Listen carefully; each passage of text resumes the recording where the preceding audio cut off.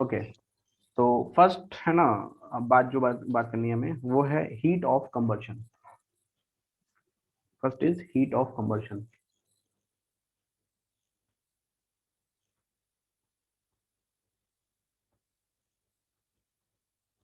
Heat of combustion.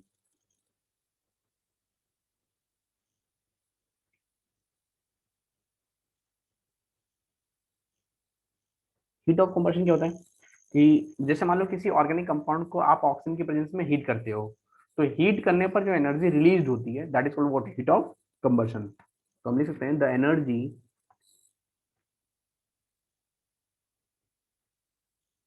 The energy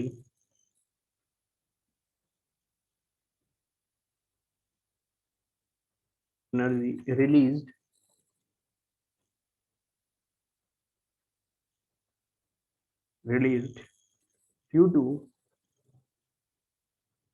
due to combustion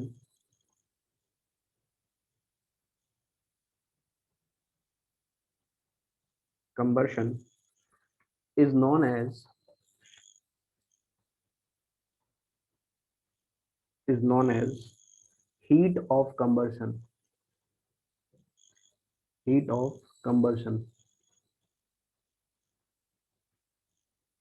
okay, for example जैसे मान लो आपके पास कोई भी हाइड्रोकार्बन है, लाइक CH4 लिखा मैंने, और O2 की प्रेजेंस में इसको हीट किया, तो it convert in CO2 plus H2O plus delta H combustion.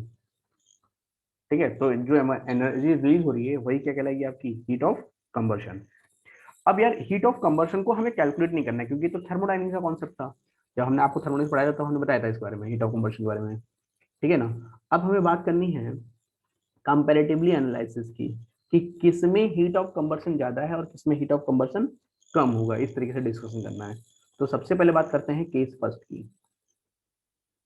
Case first, तो फर्स्ट केस क्या है कि जो HOC है वो डायरेक्टली प्रोपोर्शनल होता है नंबर ऑफ कार्बन एटम के। HOC directly proportional to number of carbon atom। तो HOC directly equal to number of carbon atom. तो जैसे एग्जांपल नंबर फर्स्ट की बात करते हैं, जैसे मैंने कहा कि यार मेरे पास एक तो साइक्लोप्रोपेन है और एक साइक्लोहेक्सेन है, तो सीधी सी बात है, number of propane, number of carbon in cyclopropane is what 3, और साइक्लोहेक्सेन में कितने हैं 6। तो जितने ज्यादा नंबर ऑफ कार्बन होगी उसका हीट ऑफ कंबशन उतना ही क्या होगा, ज्यादा होगा। So answer is what, second is greater than first. Second example देखिए, 1 2 3 4 5 डबल बॉन्ड यहाँ पर है, एंड 1 2 3 4 डबल बॉन्ड यहाँ पर है। तो अब कौन ज्यादा हो जाएगा, फर्स्ट। It is clear. हाँ सर। ओके, नाउ नेक्स्ट हाँ इज व्हाट, सर। अगर हमारे पास आइसोमेरिक एल्केन्स है, केस नंबर 2।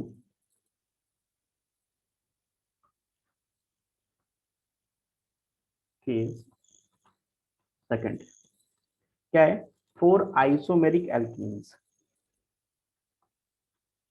और आइसोमेरिक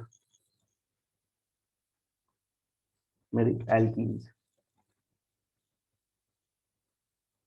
4 आइसोमेरिक एल्कीन्स, जो HOC है, हीट ऑफ कंबर्सन है, वो इनवर्सली प्रोपोर्शनल टू स्टेबिलिटी है।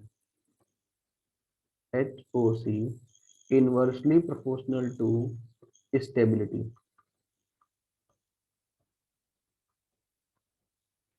इनवर्सली प्रोपोर्शनल टू स्टेबिलिटी मतलब एल्कीन जितनी स्टेबल होगी, ऑब्वियसली सीधी सी बात है, अगर किसी मॉलिक्यूल की स्टेबिलिटी बढ़ेगी तो उसका जो HOC की वैल्यू होगी अपने आप ही क्या हो जाएगी, डिक्रीज हो जाएगी। तो पहला जो क्वेश्चन है उसमें ये लिया हमने ब्यूटीन, यहाँ लिया 2 ब्यूटीन। तो अगर दोनों में कंपेयर करूं मैं, तो नंबर ऑफ अल्फा हाइड्रोजन से एल्कीन की स्टेबिलिटी को चेक किया जाता है। तो यहाँ कितने अल्फा हाइड्रोजन है, 2 अल्फा हाइड्रोजन है, और यहाँ कितने अल्फा हाइड्रोजन है, 6 अल्फा हाइड्रोजन है। तो which one is more stable, second is more stable. तो जो हीट ऑफ कंबर्शन होगा वो किसका ज्यादा होगा, फर्स्ट फर्स्ट वाला वाले का ज्यादा हो जाएगा। It is clear. ज्यादा होगा। हाँ सर। ओके, हाँ, अगर मैं इसी क्वेश्चन को इसके साथ कंपेयर करूं, तो इसके साथ भी number of alpha hydrogen same है। लेकिन ये केस मैंने आपको बताया था हाइपर कॉन्जुगेशन की स्टेबिलिटी कैसे चेक कर जाती है। तो अगर इसमें तुम बात करोगे तो इन दोनों में number of alpha hydrogen same है, बट थर्ड वाले की स्टेबिलिटी फर्स्ट वाले से ज्यादा होती है, तो इसका ऑर्डर ये हो जाएगा। ये ध्यान रखिएगा, ये इंपॉर्टेंट है, ये मैंने करा रखा आप लोगों को, ठीक है। सिमेट्रिकल ज्यादा होता है ना, ये मैंने कहा था इसका एनायन ज्यादा स्टेबल बन जाता है, इसीलिए इसकी स्टेबिलिटी हाइपर कॉन्जुगेशन के थ्रू ज्यादा स्टेबल स्टेबल आ जाती है, ठीक है। नेक्स्ट है क्वेश्चन नंबर दिस वन।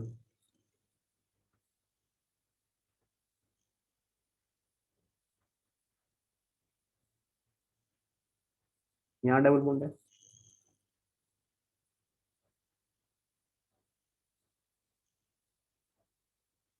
यहाँ डबल बॉन्ड है,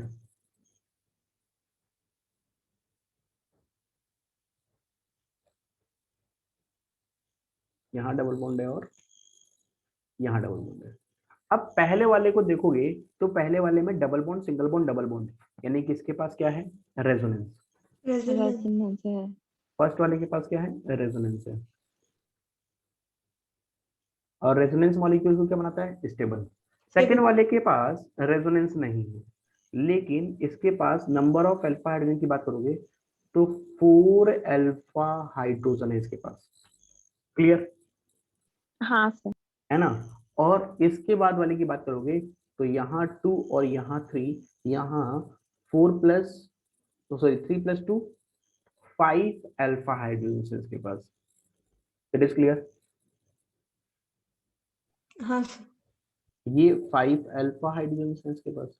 अच्छा, इस वाले एल्कीन को जो स्टेबिलिटी मिल रही है वो कितने से मिल रही है, 2 अल्फा हाइड्रोजन से। और इस वाले एल्कीन को भी किससे स्टेबिलिटी मिल रही है, 2 अल्फा हाइड्रोजन से। तो मोर अल्फा हाइड्रोजन किसके पास है, थर्ड वाले के पास। थर्ड वाले के पास। और अगर रेजोनेंस की बात करो और हाइपर कॉन्जुगेशन की बात करो तो ज्यादा स्टेबल कंडीशन किसकी होती है, रेजोनेंस। रेजोनेंस की। तो ऑर्डर क्या होगा, सबसे आगे आ जाएगा फर्स्ट, फर्स्ट के बाद कौन आ रेजोनेंस, जाएगा, थर्ड, थर्ड, फिर थर्ड के बाद 2। कौन आ जाएगा, सेकंड। It is clear. बोलो भाई। हाँ हाँ सर। हाँ सर। नेक्स्ट, नेक्स्ट क्वेश्चन देखिए, क्वेश्चन नंबर थर्ड। एक तो ये है,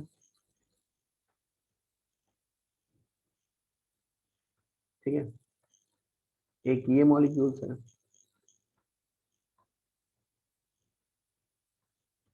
और एक ये वाला मॉलिक्यूल्स है।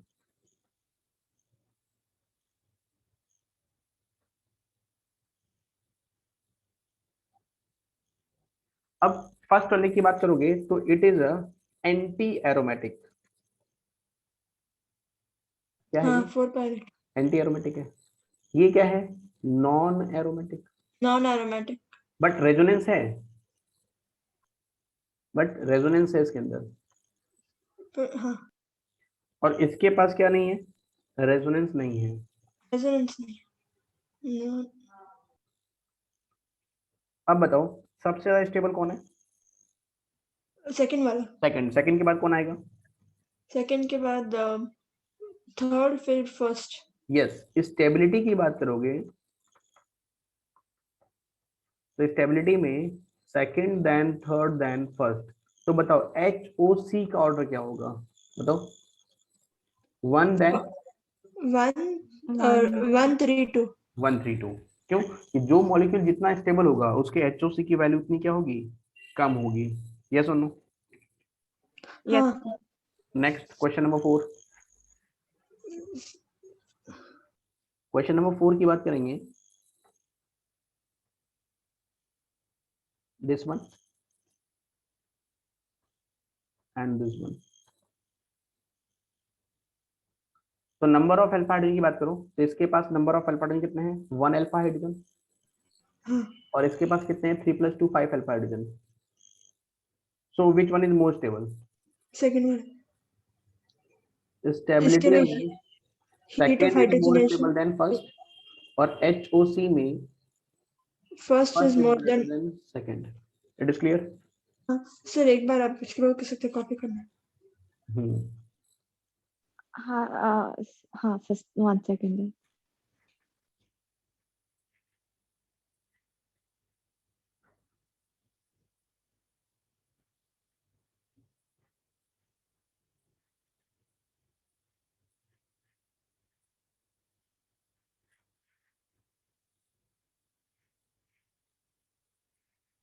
It's clear. हाँ नाउ नेक्स्ट इज व्हाट? हाँ, क्वेश्चन नंबर 1 5 देखिए. क्वेश्चन नंबर 5 है, ये मेरे पास में साइक्लोपेंटेन है, नंबर ऑफ कार्बन 5.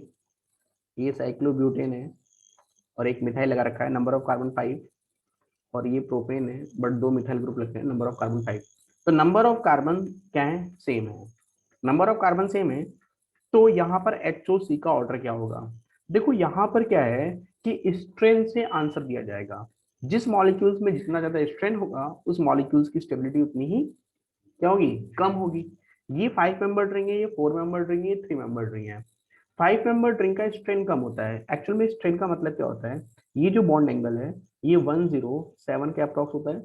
ये एंगल 90 डिग्री के पास है और ये अप्रॉक्स 60 डिग्री पे है. अब सबके कार्बन जो है, this carbon is sp3 hybrid. ये कार्बन भी क्या है? sp3 हाइब्रिड है. मतलब ये वाला कार्बन भी sp3 हाइब्रिड है और ये वाला कार्बन भी sp3 हाइब्रिड है. sp3 हाइब्रिड का जो बॉन्ड एंगल होता है वो होता है 109 डिग्री का.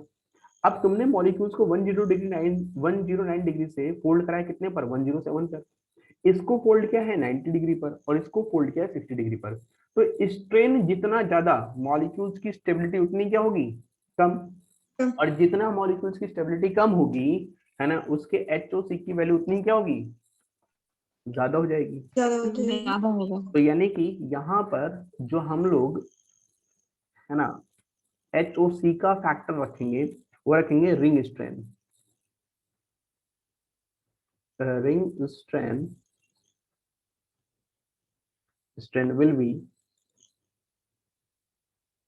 will be deciding factor.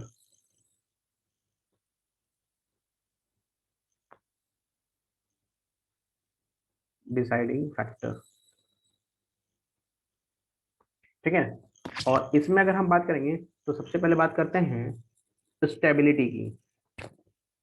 तो स्टेबिलिटी की बात करोगे तो सबसे ज्यादा स्टेबल कौन है बताओ? फर्स्ट. देन कौन आएगा? सेकंड. फर्स्ट, फिर सेकंड, फिर थर्ड. Then second third. आएगा. तो HOC का ऑर्डर क्या होगा? HOC 3 to 1. 3, then 2, then 1. It is clear? बोलो भाई. नेक्स्ट है, अगर हमारे पास आइसोमेरिक एल्केन्स है, ये आइसोमेरिक एल्केन्स की बात करी थी, अब हमने बात करी आइसोमेरिक एल्केन्स की. Case third, for isomeric alkenes. For isomeric alkenes जो HOC है, HOC inversely proportional to number of branching. Number of branching for isomeric alkenes.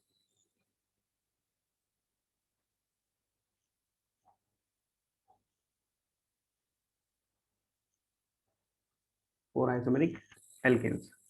तो यहाँ पर अगर हम बात करें सबसे पहले, तो फॉर एग्जांपल जैसे मान लो मेरे पास क्या है, ये पेंटेन है,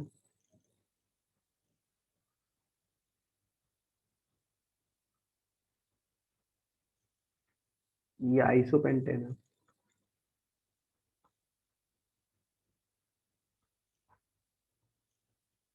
और ये नियोपेंटेन है.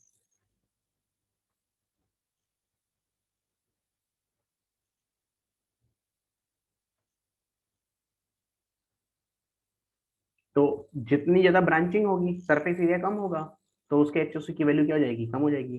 सो order is what? First, then second, then third. It is clear? हाँ. अब बात आती है हाँ सर. केस 4 की, और ये बहुत यूनिक कॉन्सेप्ट होता है. Case number 4. देखो केस 4 क्या कह रहा है कि आपको क्या करना है, फोर्थ केस, आपको क्या पर CH2, है ना, जैसे मान लो आपके पास इसमें कितने कार्बन थे, 5 कार्बन थे, तो एक कार्बन का हीट ऑफ कंबर्शन कितना है भाई, आपने जो HOC निकाला है वो पूरे मॉलिक्यूल से निकाला है, लेकिन उस मॉलिक्यूल से मान लो अगर आपके पास 5 कार्बन है, तो एक कार्बन से आपने कितनी एनर्जी प्रोड्यूस करी है, तो इसको बोलते हैं HOC पर पर CH2, पर मोल्स ऑफ CH2। तो आपको क्या करना पड़ेगा कि जितनी भी HOC निकल के आई है उसको डिवाइड कर दो किससे, मॉलिक्यूलर वेट ऑफ CH2 के, तो वो क्या निकल के आ जाएगा आपका, sorry molecular number of carbon of CH2 group से, तो वो क्या निकल के आ जाएगा आपका हीट ऑफ कंबर्सन पर मोल्स ऑफ CH2। तो वही केस है हमारा, केस नंबर 4 इंपॉर्टेंट है, समझिएगा ध्यान से।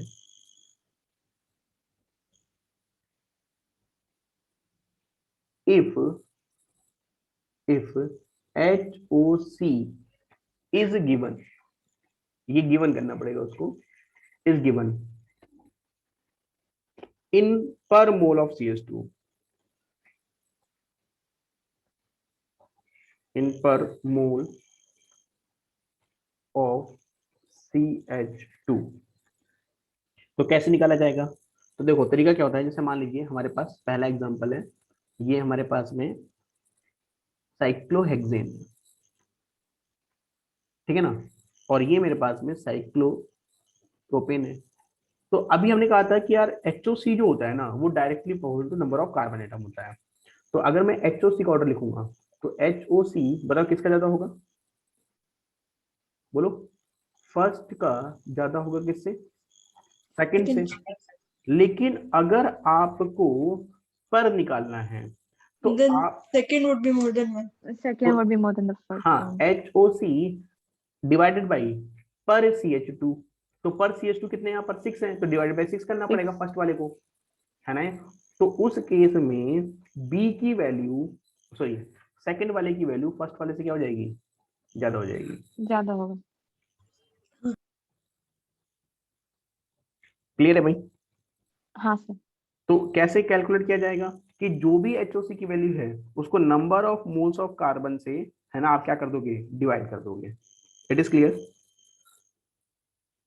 हाँ यस।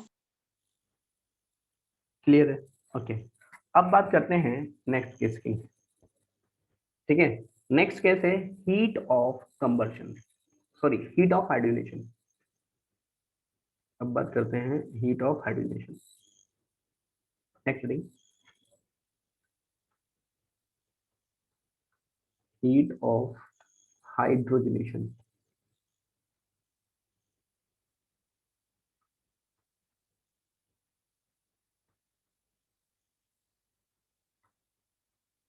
अब यार हीट ऑफ हाइड्रोजनेशन क्या होता है, देखो हीट ऑफ हाइड्रोजनेशन मतलब होता है the amount of energy release during the addition of 1 moles of H2।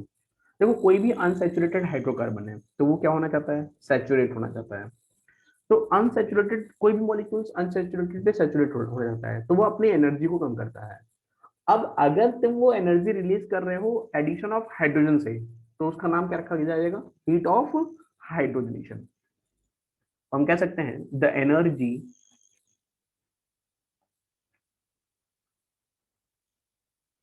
the energy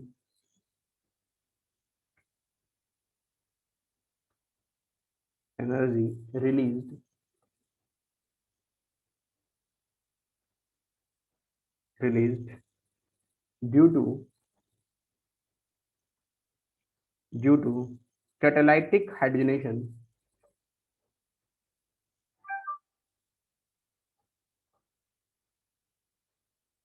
catalytic hydrogenation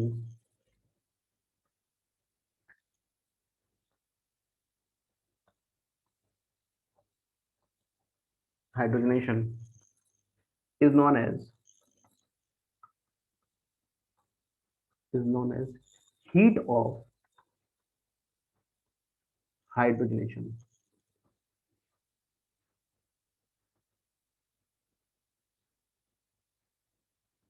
heat of hydrogenation। Clear. अब सिंपल सी बात है, जैसे मान लो एग्जांपल से समझ लो थोड़ा सा इसको, जैसे मान लीजिए मेरे पास ये एक एल्कीन है, CH2 डबल बॉन्ड CH2। अब इसको हमने 1 मोल्स ऑफ H2 दिया इन प्रेजेंस ऑफ PT ले लो या PD ले लो या निकेल ले लो, भी ले लीजिए, है ना। तो इसको ऐड कराने पर it convert in saturated hydrocarbon like CH3 single bond CH3। तो जो एनर्जी रिलीज होगी वो एनर्जी क्या है आपकी, हीट ऑफ व्हाट, हाइड्रोजनेशन। और ये जो वैल्यू होती है ये अप्रोक्स होती है 120 किलो जूल पर मोल। तो delta H hydrogenation, heat of hydrogenation HOH equal to -120 kilo joule per mole. ये है भाई आपकी, ठीक है ना। अब इसको भी हमें कैलकुलेट कैसे करना है, एक तो थर्मोडायनेमिक्स से कैलकुलेट किया जाता है और एक कंपैरेटिवली एनालिसिस किया जाता है। तो हम लोग कंपैरेटिवली एनालिसिस करते हैं। तो इसके लिए केस फर्स्ट बनाते हैं। तो देखो केस फर्स्ट क्या कह रहा है, case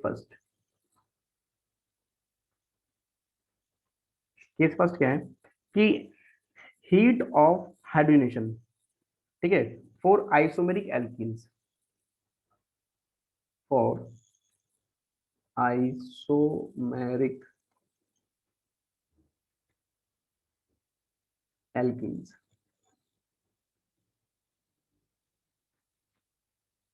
HOH inversely proportional to stability.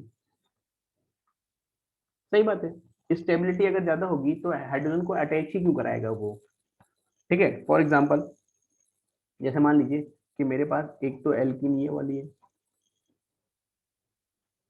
एक एल्कीन सिस की है,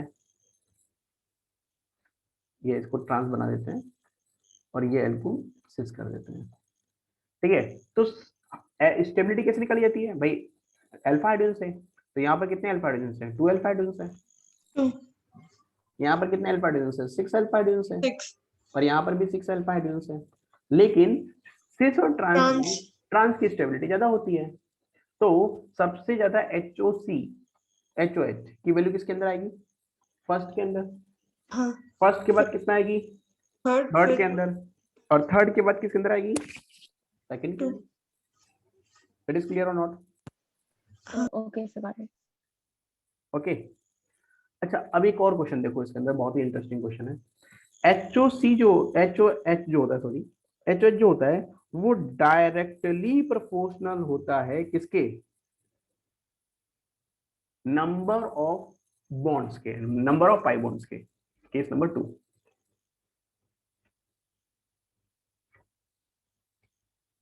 केस 2 केस सेकंड क्या बोलेंगे इसके अंदर, यहां बोलेंगे HOH directly proportional to number of pi bonds, number of pi bonds. तो नंबर ऑफ पाई बॉन्ड्स की अगर हम बात करें, more the number of pi bonds more the value of HOH।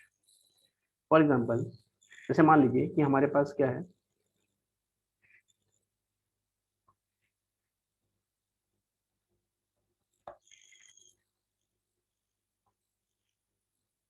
ठीक है ना।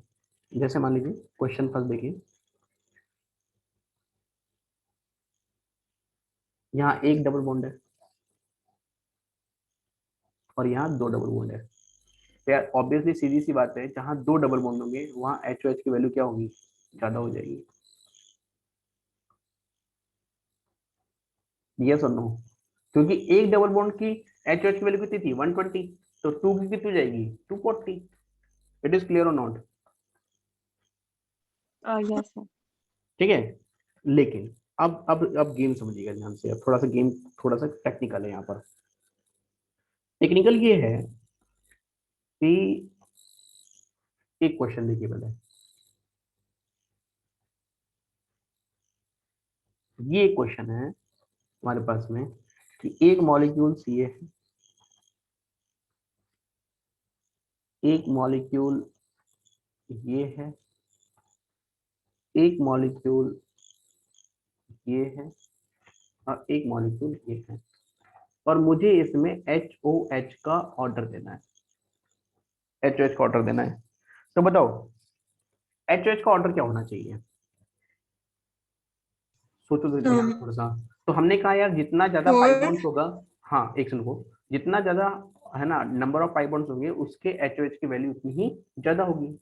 और एक पॉइंट ये था कि अगर एल्किन की स्टेबिलिटी बढ़ रही है तो HOH डिक्रीज कर जाएगा। तो अगर तुम इस क्वेश्चन को थ्योरेटिकली देख रहे हो ऐसे ही, तो तुम कहोगे कि सर फोर्थ वाले पास 3 पाई बॉन्ड है, लेकिन शायद तुम ये भूल गए कि जो फोर्थ वाला है वो एरोमेटिक मॉलिक्यूल्स भी है। तो यानी कि उसके पास एक एक्स्ट्रा स्टेबिलिटी है एरोमेटिसिटी की। तो यानी कि एक्सपेक्टेड क्या है और एक्चुअल में एक्सपेरिमेंटल आंसर क्या है, दो अलग अलग बातें हैं। तो सबसे पहले हमने कहा कि हम चाहते क्या है, भाई हमने इसको 1 मोल्स ऑफ H2 दिया, then it convert in what, cyclohexane. मैंने इसको 2 मोल ऑफ H2 दिया, then it convert in cyclohexane. मैंने इसको भी 2 मोल्स ऑफ H2 दिया, then it also convert in cyclohexane. और इसको मैंने 3 मोल्स ऑफ H2 दिया, then it convert in cyclohexane. Expected value क्या होनी चाहिए थी, देखो इसकी एक्सपेक्टेड वैल्यू जो मुझे मिल रही थी वो 120 मिलेगी, इसकी 240 मिलेगी, इसकी 240 मिलेगी, और इसकी कितनी मिलेगी बताओ, बोलो। 360 360। 360 ये आएगा। एक्सपेक्टेड है मेरा, ये मेरा एक्सपेक्टेड आंसर था, क्योंकि अभी तक मैंने इसमें कोई एक्स्ट्रा चीज नहीं लगाई। लेकिन एक्चुअल में आंसर ये नहीं था। इसका 120 तो ठीक था, इसका भी 240 ठीक था, लेकिन इसका 240 नहीं हो सकता। सोचो क्यों, क्योंकि इसके पास रेजोनेंस है, रेजोनेंस है। और रेजोनेंस इसको स्टेबिलिटी प्रोवाइड कराएगा। तो जो इसकी जो वैल्यू निकल के आई वो एक्चुअल में आ गई 232, और इसकी जो वैल्यू निकल के आ गई वो आ गई 208। कितनी वैल्यू आ गई, 208। Delta H expected minus kilo joule per mole, और डेल्टा H एक्सपेरिमेंटल वो कितना आ गया, -120 किलो जूल पर मोल। ये एक्सपेरिमेंटल वाले गेम में नीचे वो एक्सपेक्टेड है, ठीक है ना भाई, क्लियर। अब बात ये है कि यार ये वैल्यू कैसे निकल के आ गई, 208 कैसे निकल के आ गया। तो एक्चुअल में क्या हुआ बेंजीन के साथ, बेंजीन में हुआ क्या, देखो ये HOH की वैल्यू मैंने लिखी है, ये HOH की वैल्यू है, HOH है ये। तो एक्चुअली बेंजीन में हुआ क्या कि बेंजीन के पास एक रेजोनेंस एनर्जी भी आ गई थी। तो हम लिख सकते हैं कि resonance energy of benzene, benzene equal to, expected कितना था भाई, 3 360 इंटू -120 माइनस -208, क्योंकि टोटल एनर्जी इतनी होनी चाहिए थी और मिल इतनी रही है। तो इस टोटल एनर्जी में से इस एनर्जी को माइनस कर दोगे तो क्या मिल जाएगा आपको, रेजोनेंस एनर्जी मिल जाएगी। तो ये कितना आ जाएगा, -360 प्लस 208, बताओ इक्वल टू कितना आ जाएगा, बताओ जल्दी से। 152 माइनस 152, क्या है ये 152, किलो जूल पर मोल। तो अगर इसको कैलो कैलोरी में लिखोगे तो resonance energy of benzene, benzene equal to 36 kilo calorie per mole. क्या मेरी बात समझ आ गई। तो अगर कोई मॉलिक्यूल स्टेबल होगा तो उसके HOH की वैल्यू क्या हो जाएगी, डिक्रीज कर जाएगी। इट इज क्लियर और नॉट, बोलो भाई।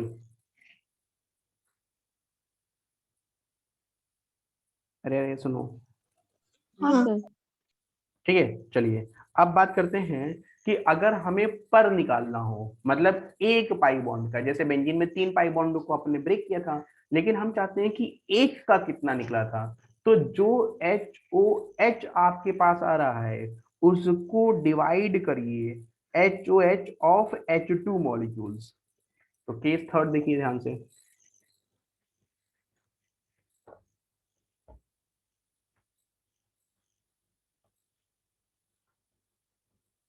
केस थर्ड, थर्ड या फोर्थ होगी वो देख लीजिए कि if HOH is given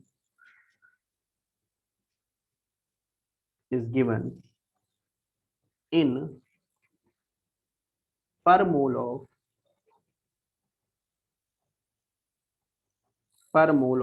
H2, तो हम कह सकते हैं कि HOH inversely proportional to stability.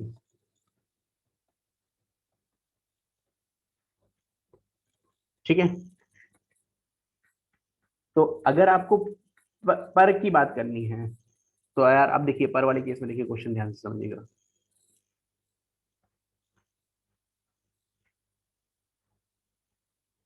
जैसे मान लीजिए मेरे पास ये एक डबल बॉन्ड है और यहां पर मेरे पास दो डबल बॉन्ड है। ठीक है, अब दो डबल बॉन्ड है तो HOH जो है वो जनरली हमने क्या बोला था कि directly number of carbon atom. तो HOH जनरली अगर मैं इसे E कहता हूं इसे B कहता हूं तो B ग्रेटर देन क्या रहेगा, A रहेगा। But HOH moles of H2 पर मोल ऑफ H2 जब कैलकुलेट करोगे तो वैल्यू क्या हो जाएगी, A greater than B। It is clear और नॉट? सर डाउट है सर। हाँ हाँ बेटा बोलो। सर ए और बी में दोनों 6 कार्बन रिंग है ना?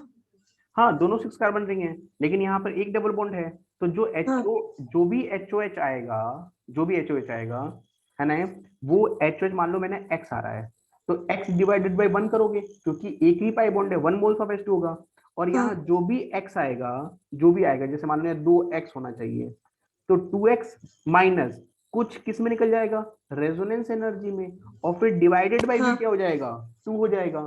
तो प्योर 2X कहाँ आ रहा है इसके अंदर, ये इसका जो x था क्या उसका पूरा का पूरा 2x आ रहा है क्या, नहीं, कुछ रेजोनेंस एनर्जी निकल जाएगा और फिर divided by number of moles of H2 तो वो वैल्यू x से कम रहेगी या x से ज्यादा रहेगी, कम रहेगा। बस खत्म बात। ठीक है। क्लियर है भाई?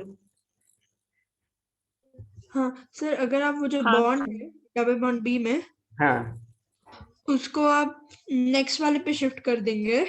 नेक्स्ट वाले पे शिफ्ट कर देंगे और कॉन्जुगेशन नहीं है तो हाँ। फिर आपका आंसर किससे जाएगा, हाइपर बी। कॉन्जुगेशन से। फिर हाँ। हाइपर कॉन्जुगेशन से स्टेबिलिटी निकाल के दे देंगे। ठीक है। भाई समझो ना आप बात को, हर बार आप केस बदलोगे क्वेश्चन बदल जाएगा, क्वेश्चन बदलेगा तो आंसर वेरी कर सकता है। यस और नो? हाँ समझे। हाँ नेक्स्ट कंडीशन, अब बात करते हैं रेजोनेंस एनर्जी की। Next resonance energy,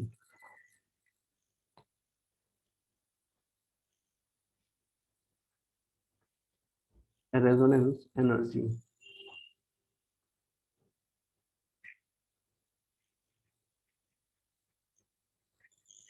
resonance energy यार देखो, रेजोनेंस एनर्जी क्या होती है कि जिस मॉलिक्यूल्स के पास जितना ज्यादा रेजोनेंस होगा उस मॉलिक्यूल्स की स्टेबिलिटी उतनी ज्यादा होगी।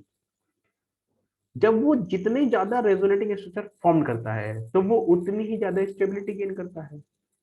जब वो जितनी ज्यादा स्टेबिलिटी गेन करेगा उतनी ही ज्यादा वो एनर्जी रिलीज कर देगा। तो रेजोनेंस को फ्रेम करने में मॉलिक्यूल्स ने जितनी स्टेबिलिटी गेन करी और उस फ्रेम करने में उसने जितनी एनर्जी रिलीज करी है वही एनर्जी आपकी क्या है, रेजोनेंस एनर्जी। ठीक है, फॉर एग्जांपल पहले एग्जांपल समझ लेते हैं।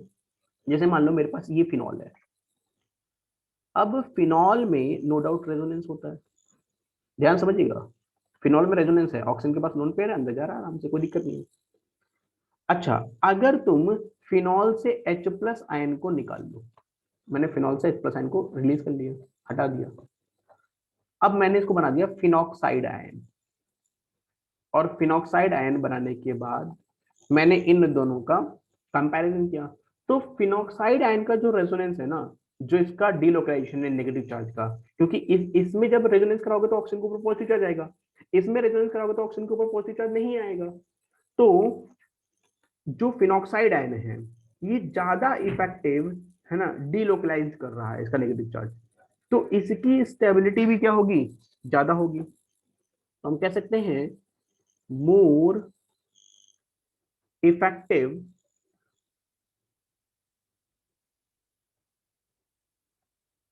इफेक्टिव डीलोकलाइजेशन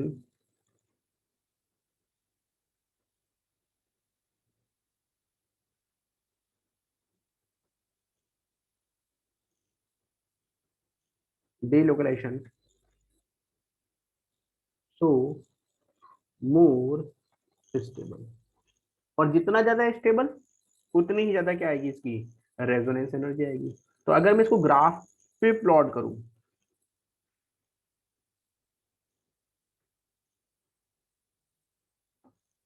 रेजोनेटिंग स्ट्रक्चर्स और एनर्जी, तो जो आपका फिनॉल है, ठीक है ना, वो यहां आएगा। ये फिनॉल का ग्राफ,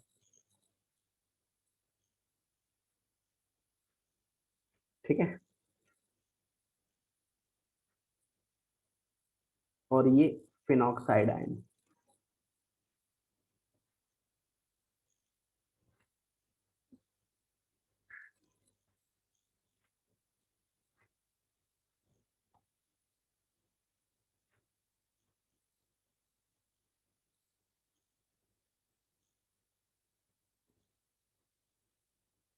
ये फिनॉक्साइड आयन, ये फिनॉल के लिए है, रेड वाला फिनॉल के लिए है और ग्रीन वाला फिनॉक्साइड आयन के लिए है।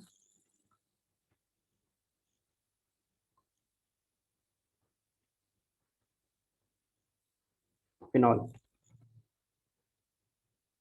ठीक है, और उसका रेजोनेंस, और ये है आपका फिनॉक्साइड आयन के लिए। तो ये जो एनर्जी का गैप दिखाई दे रहा है आपको, ये एनर्जी का जो गैप दिखाई दे रहा है आपको, ये यही बेसिकली क्या है, आपका रेजोनेंस एनर्जी है। और ये नीचे आ गया है तो इसकी स्टेबिलिटी ऑब्वियसली क्या है, ज्यादा है, ठीक है। तो phenoxide ion is more resonance stabilise than phenol. अब यार अगर फिनॉल इससे ज्यादा स्टेबल है तो ऑब्वियसली जो एनर्जी रिलीज होगी वो भी क्या होगी, ज्यादा हो जाएगी। yes or no, phenoxide ion is more resonance stabilized than phenol, it is clear or not? Yes but yes sir. अब इसका मतलब ये नहीं है कि अगर आपके पास रेजोनेंस स्टेबलाइजेशन एनर्जी ज्यादा आ रही है ना, तो इसका मतलब ये नहीं है कि आपकी स्टेबिलिटी ज्यादा होगी। स्टेबल कौन ज्यादा है, फिनॉल ज्यादा स्टेबल है क्योंकि न्यूट्रल मॉलिक्यूल्स है। फिनॉल हाँ फिनॉक्साइड आयन थोड़ी, आयन थोड़ी कभी स्टेबल हो सकते हैं, यस और नो? यस यस तो ध्यान रखिएगा इस बात का कि मतलब यहाँ गेम बहुत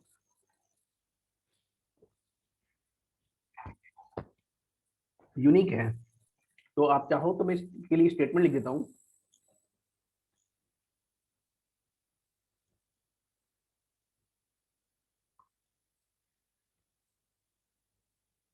note,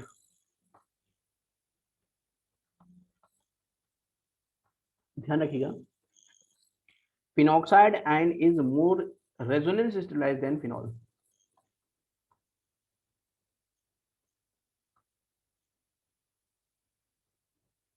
phenoxide ion is phenoxide ion is more resonance stabilised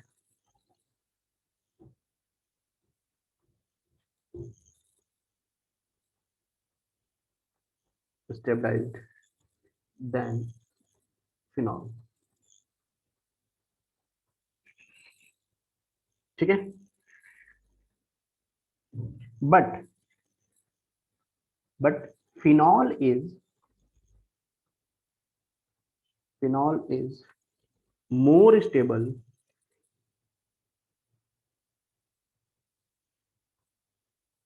more stable than phenoxide ion,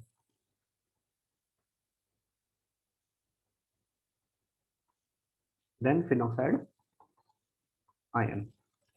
clear? तो बेसिकली क्या है कि एक्चुअल में रेजोनेंस एनर्जी क्या है? रेजोनेंस एनर्जी का मतलब होता है कि difference between most stable resonating structure and resonance hybrid structure. यानी कि आप जो रेजोनेंस चेक करते हैं ना, वो मोर स्टेबल और हाइब्रिड में चेक करो बस, केवल उस एनर्जी को आप क्या बोल सकते हो? Resonance energy. तो लिखिए next point, the energy difference the energy difference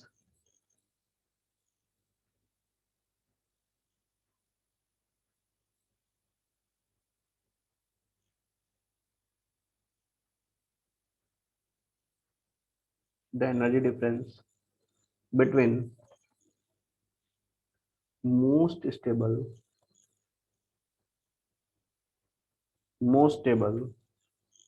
resonating structure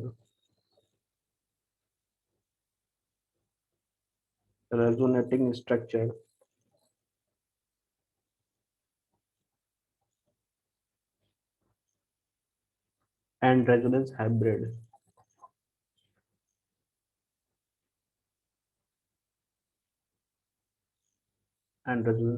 structure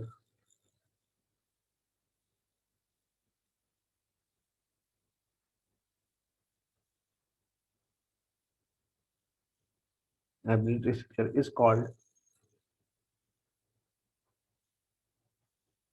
resonance energy.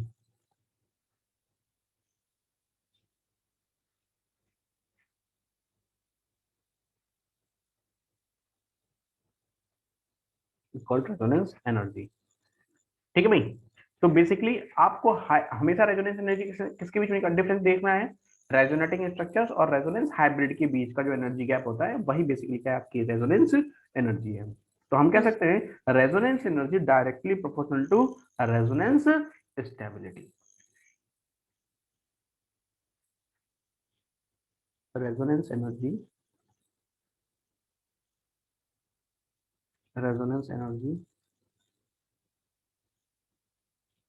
directly proportional to resonance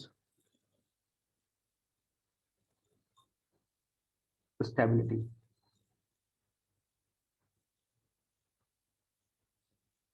clear? हाँ सर। अब इसको कैसे कैसे हम लोग कैलकुलेट करते हैं? इन इसको कैलकुलेट करने का तरीका क्या है? अब यार देखो, सीधी सी बात है, इसको कैलकुलेट करने के लिए भी हम लोगों को कई सारे केसेस लगाने पड़ते हैं। अब कौन कौन से केस आते हैं भाई इसके अंदर, समझते हैं जरा एक एक करके। सबसे पहला पॉइंट है रेजोनेंस के लिए, वो है केस फर्स्ट। देखते हैं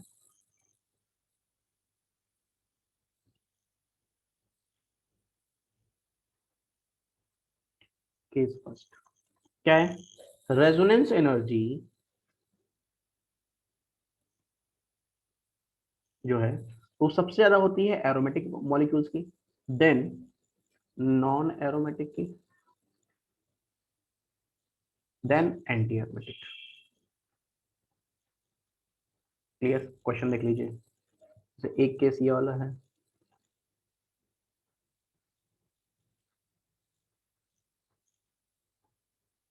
एक केस ये वाला है, और एक केस ये वाला है। ठीक है? तो फर्स्ट वाला क्या है? एरोमेटिक। सेकंड क्या है? Non arrow. और थर्ड क्या है? Anti aro. तो रेजोनेंस एनर्जी सबसे ज्यादा किसमें आ जाएगी? First, then second, then third. It is clear? Case second, तो सेकंड केस की बात करेंगे तो रेजोनेंस एनर्जी जो है वो सबसे ज्यादा होती है लॉन्ग कॉन्जुगेशन के अंदर। Long conjugation as compare to what? Short conjugation.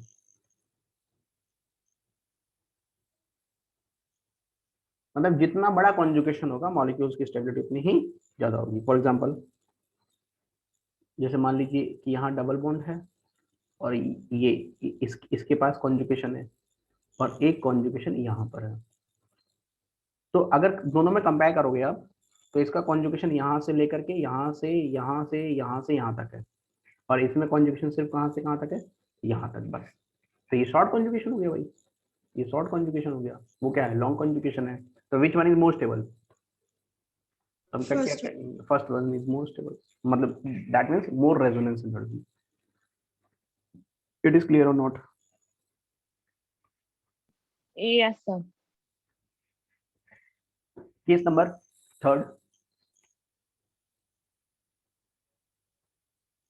Case third है कि रेजोनेंस एनर्जी होती है वो एक्सटेंडेड कॉन्जुगेशन की ज्यादा होती है कंपेयर टू क्रॉस के। Resonance energy extended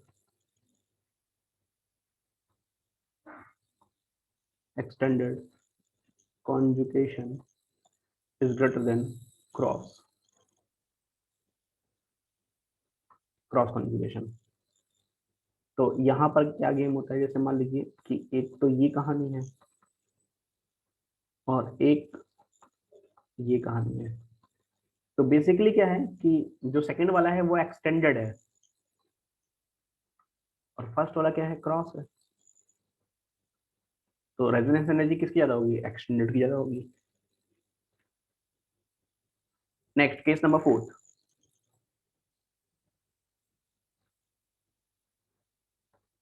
case fourth किस कहता है कि मोर द बेंजोनॉइड स्ट्रक्चर, मतलब more benzene like structure, more benzenoid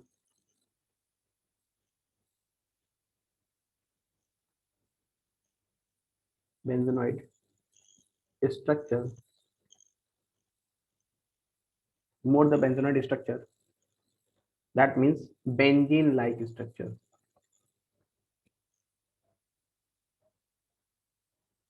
benzene like structure,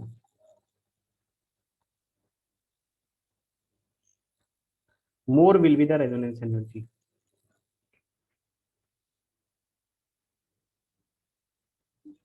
more will be the resonance energy,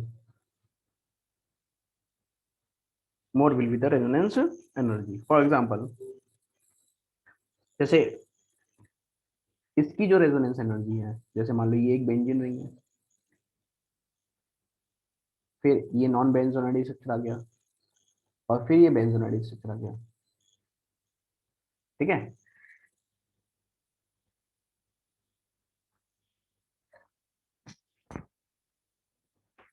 तो इसकी जो रेजोनेंस एनर्जी थी, एक बेंजीन की रेजोनेंस एनर्जी कितनी आती थी बताओ, 152।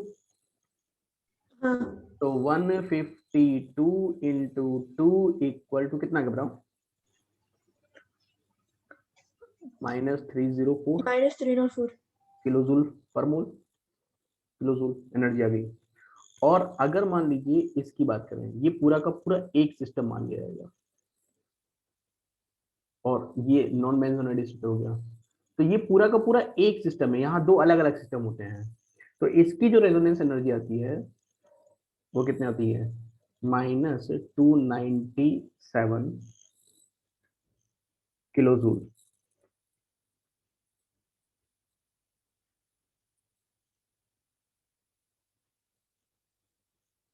तो बताओ विच वन इज मोर स्टेबल?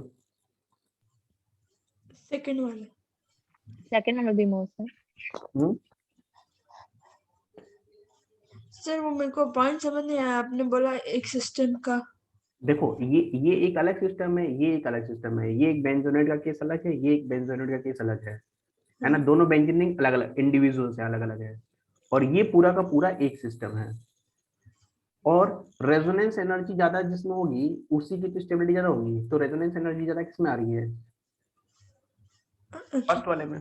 आप मतलब हम लोग यहाँ पे मैग्नीट्यूड ले रहे हैं। यस, मैग्नीट्यूड ले रहे हैं, चार्ज थोड़ी है। हाँ हाँ सर, और जो Oh, okay. सेकंड वाला स्ट्रक्चर है वो उसमें एक थर्ड सिस्टम है ना। और थर्ड अच्छा, वाला। एक सेकंड जाओ, एक सेकंड। हाँ एक प्रॉब्लम होगी ना, ये थर्ड वाला रिंग नहीं है इसके अंदर। हाँ अब ठीक। हाँ सर, वो डाउट आ रहा था। हाँ ठीक ठीक ठीक है। ठीक है भाई। तो ये कहानी खत्म हो गई आपकी रेजोनेंस एनर्जी की। तो देखो ये चैप्टर है ना एक पार्ट में खत्म हो गया है। अब जो इसका दूसरा पार्ट आता है, देखो अब उसकी बात करनी है अपने को। जीओसी का एक और पार्ट होता है जिसे हम बोलते हैं बीओसी, मतलब बेसिक ऑर्गेनिक केमिस्ट्री। अब यार देखो बेसिक ऑर्गेनिक केमिस्ट्री में होता क्या है। बेसिक ऑर्गेनिक केमिस्ट्री में हम रिएक्शंस की बाकी कॉन्सेप्ट को भी मतलब फोकस करते हैं कि और भी कौन कौन सी कंडीशंस पे लगी रहती हैं। तो देखो सबसे पहले आपको ये समझना पड़ेगा मतलब बीओसी के अंदर, बेसिक ऑर्गेनिक केमिस्ट्री के अंदर, कि यार है ना आपने इंटरमीडिएट्स कितने पढ़े हैं। सबसे पहले समझो कि आपने इंटरमीडिएट्स कितने पढ़े हैं। तो अगर हम इंटरमीडिएट्स की बात करें, ठीक है, तो हमारे पास कितने इंटरमीडिएट्स है बताइए। 3। हमारे पास बेसिकली इंटरमीडिएट्स की अगर हम बात करेंगे तो देखो आगे की कहानी। नेक्स्ट हेडिंग है basic organic chemistry, BOC।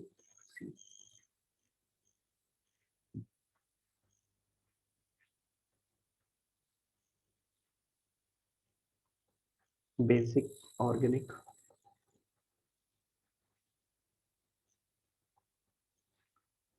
Chemistry.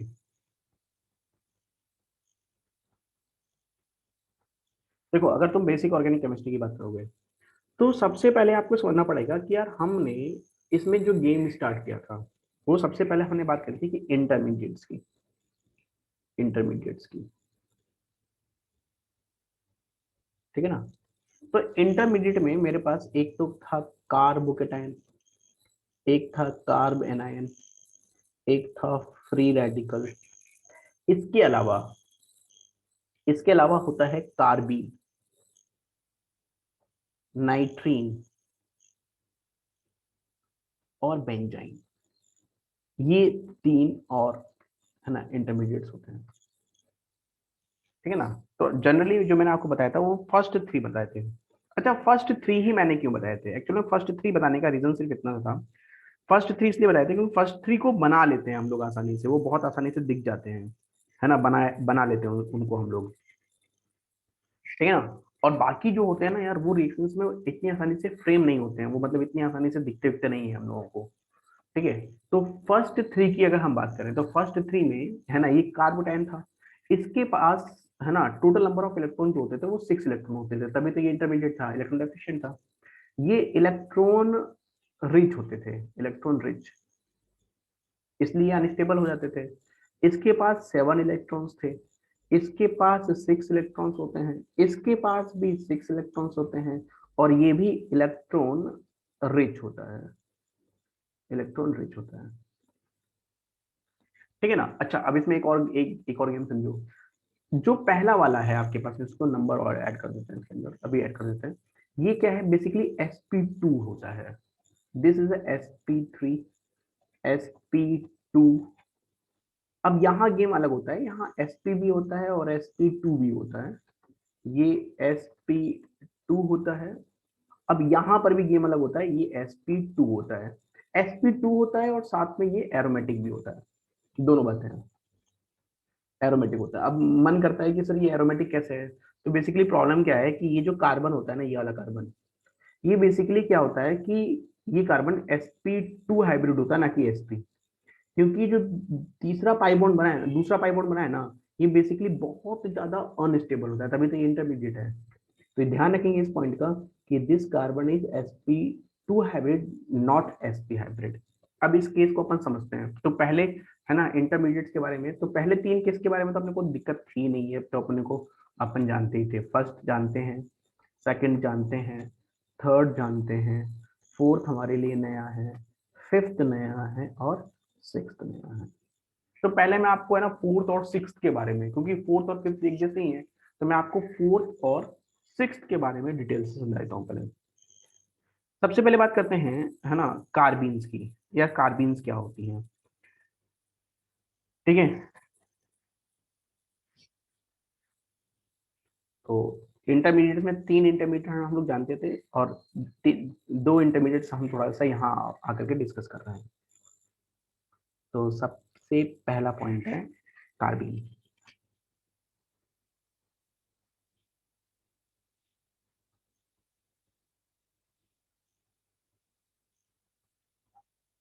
कार्बिन तो क्या है neutral.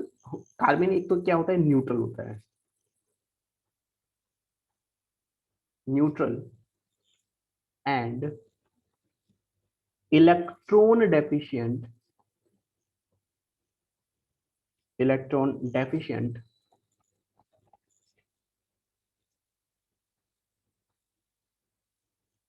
Deficient carbon, carbon having 6 electrons in valency cell,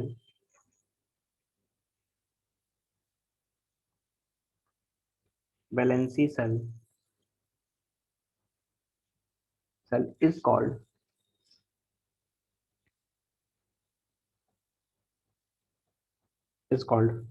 कार्बिन। इसी को हम लोग क्या कह देते हैं कार्बिन कह देते हैं। अब यार कार्बिन जो होती है ना, पहले तो ये बताता हूँ मैं कार्बिन बनती कैसे है और फिर मैं बताऊंगा कि कार्बिन को कितने पार्ट्स में डिवाइड किया जाता है। तो कार्बिन बना के दिखाते हैं, पहले आपको ध्यान समझिएगा। जैसे मान लो मेरे पास क्लोरोफॉर्म है, तो क्लोरोफॉर्म जो होता है वो ये होता है, यार ध्यान समझ लेना, पहले बोल रहा हूँ बहुत इंपॉर्टेंट कॉन्सेप्ट है। ये रहा H, ये रहा C, ये है Cl, ये है Cl और ये है Cl। ये क्लोरोफॉर्म होता है CH3। जब क्लोरोफॉर्म की रिएक्शन तुम बेस से कराते हो OH नेगेटिव आयन से, तो base have strong tendency to remove what H plus ion. तो यार ये H प्लस आयन निकालेगा, तो जब H प्लस आयन बाहर जाएगा तो कार्बन के ऊपर क्या लेके आ जाएगा नेगेटिव चार्ज। अब यार कार्बन के ऊपर नेगेटिव चार्ज, तो कार्बन अनस्टेबल है, तो कार्बन क्या करता है कि इलेक्ट्रॉन Cl को देकर के Cl को रिलीज कर देता है। तो ये बन गया तुम्हारा भाई, इलेक्ट्रॉन देके गया तो ये बन गया CCl2 और ये आ गया Cl नेगेटिव। इसी को बोलते हैं डाई क्लोरोकार्बिन, डाई क्लोरो कार्बन। और बेसिकली ये क्या है, ये इलेक्ट्रॉन डेफिशिएंट है, इट हैव ओनली 6 इलेक्ट्रॉन्स। कैसे है अब समझना ध्यान से, आपको मैं इलेक्ट्रॉनिक कॉन्फ़िगरेशन से पूरा कॉन्सेप्ट समझा देता हूँ आपको। थोड़ा बहुत है ना लॉजिक लगाइएगा, बाकी सारा आंसर आ जाता है बढ़िया तरीके से, कहीं कोई दिक्कत नहीं होती इसके अंदर। अगर मैं कार्बन की बात करूँ, CCl4 की बात करूँ, इसकी प्रॉब्लम को समझो पहले। तो कार्बन का एटॉमिक नंबर कितना होता है 6। इलेक्ट्रॉनिक कॉन्फ़िगरेशन क्या कहता है इसका 1s2 2s2 2p2। अब क्लोरीन ने 4 बॉन्ड फॉर्म किए हैं, तो नो डाउट अगर मैं ग्राउंड स्टेट की बात करूंगा तो इसके S में 2 इलेक्ट्रॉन्स हैं और P में कितने इलेक्ट्रॉन्स थे 2। अब इसको 4 अनपेयर्ड इलेक्ट्रॉन्स करने पड़ेंगे बॉन्डिंग करने के लिए। तो सोचो ध्यान से, इसने क्या किया एक्साइटेड किया अपने इलेक्ट्रॉन को। कौन से इलेक्ट्रॉन को एक्साइटेड किया है ना, एक्साइटेड स्टेट में ये वाला इलेक्ट्रॉन जंप करके यहाँ पहुंच गया। जब इसने जंप किया तो बताओ यहाँ S में 1 इलेक्ट्रॉन और यहाँ पर भी सब में एक इलेक्ट्रॉन आ एक गया। इलेक्ट्रॉन होगा। अच्छा, अब इसने क्या करा, ये हाइब्रिड हो गया, इसके बाद ये हाइब्रिड हो जाएगा, sp3 हाइब्रिडेशन हो जाएगा इसके अंदर। अब ये 1 हाइड्रोजन और 4 Cl से बॉन्डिंग, 3 Cl से बॉन्डिंग करेगा। तो अब इसने हाइड्रोजन से इलेक्ट्रॉन लिया, ठीक है, हाइड्रोजन से इलेक्ट्रॉन लिया, ये हाइड्रोजन का इलेक्ट्रॉन लिया, यहाँ हाइड्रोजन लगा देते हैं, ये हाइब्रिड है, यहाँ Cl लगा देते हैं, यहाँ Cl लगा देते हैं और यहाँ पर भी Cl लगा देते हैं। क्लियर। सबसे पहला गेम समझो, जब मैंने इसको बनाया कार्बन नेगेटिव, तो क्या किया होगा, H गया है। अच्छा H जब गया है तो H प्लस आयन की फॉर्म में गया है, बोलो भाई। तो अगर H प्लस आयन की फॉर्म में गया है तो क्या H अपना इलेक्ट्रॉन डोनेट करके गया है, बोलो भाई। तो हाँ। यहां पर H के पास ये 4, एक सेकंड हमने गलती कर दी है, हाँ। तो H अपना इलेक्ट्रॉन डोनेट कर गया है, तो H का इलेक्ट्रॉन तो H के पास ही रहेगा, ये रहा इलेक्ट्रॉन H का। और क्लोरीन के इलेक्ट्रॉन, ये रहा, ये क्लोरीन का इलेक्ट्रॉन, ये क्लोरीन का इलेक्ट्रॉन और ये क्लोरीन का इलेक्ट्रॉन। अब बताओ ये क्या बन गया, ये वाला केस जो ऊपर लिखा हुआ Cl नेगेटिव, ये आ गया ना 2 इलेक्ट्रॉन इसके एक्स्ट्रा पास। अब तीसरे वाले केस में क्या हुआ, ये इससे ये बनाया, इससे ये बनाया। अब तीसरे वाले केस में क्या हुआ कि Cl नेगेटिव आयन निकल गया। अब सोचो जब Cl नेगेटिव आयन को तुम निकाल रहे हो तो Cl नेगेटिव आयन तो इलेक्ट्रॉन को लेके निकल रहा है ना, बोलो भाई। ये तो Cl तो इलेक्ट्रॉन लेके निकल रहा है 1 2 3, और वो किसके इलेक्ट्रॉन को लेके गया, कार्बन के इलेक्ट्रॉनों को भी लेके गया है। यही तो बना, ये खाली हो गया।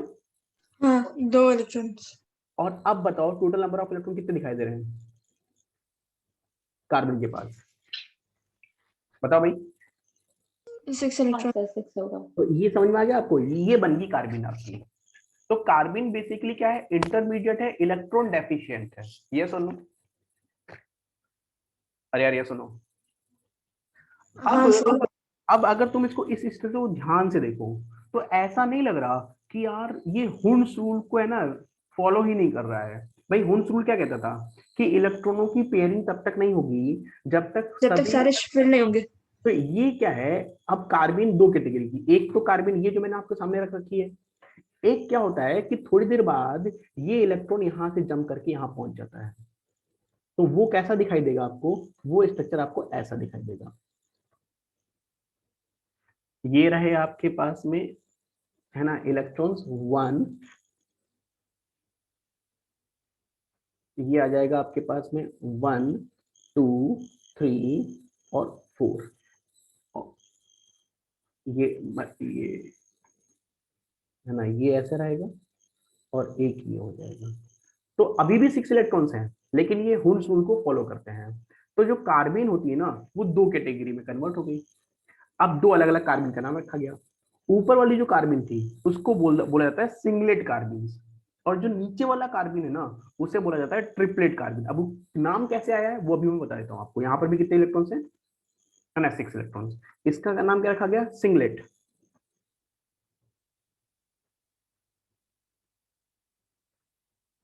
सिंगलेट। और इसका नाम क्या रखा गया, ट्रिपलेट।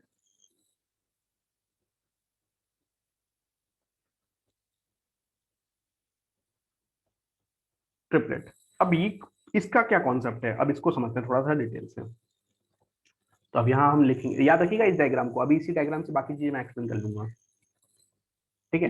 तो next heading, it is two types, कौन, कार्बिन।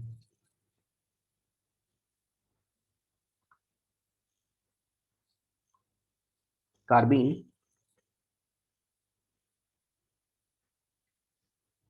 और टू टाइप, ठीक है। पहला होता है सिंगलेट,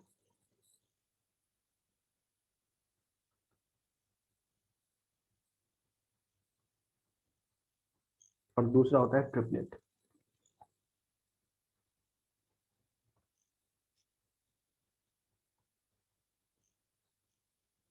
ट्रिपलेट। अब जो सिंगलेट होता है वो दिखने में कैसा होता है वो समझो आप ध्यान से।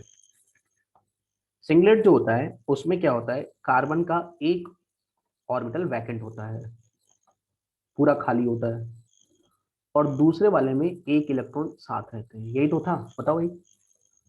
हाँ।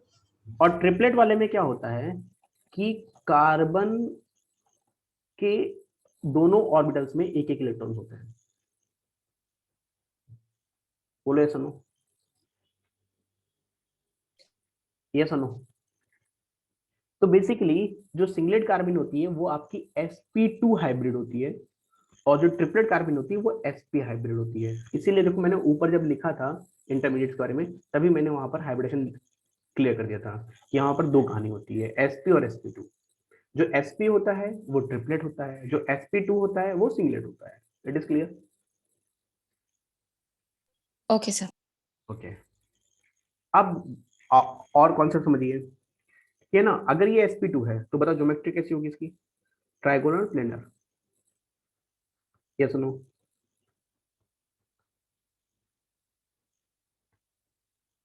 Trigonal planar. और sp जो होते हैं वो कैसे होते हैं, linear.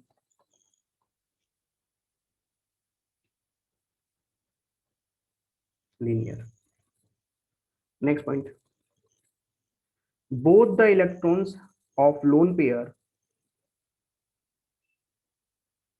both the electrons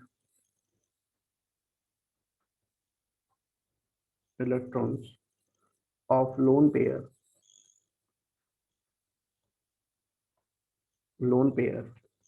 are present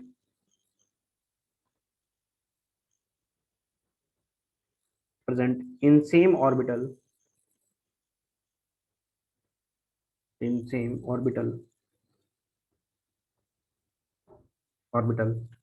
having opposite spin. spin। जबकि यहां पर अगर हम बात करेंगे तो unpaired electron is present,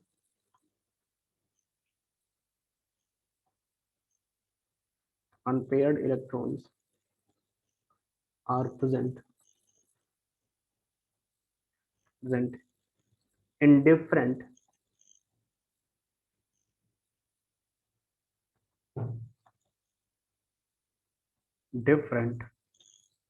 p orbital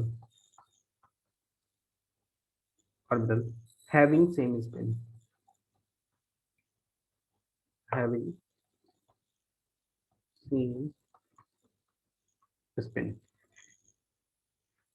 clear? Next is what? It act as electrophiles। electrophiles मतलब जो इलेक्ट्रॉन डेफिशिएंट होते हैं। it act as electrophile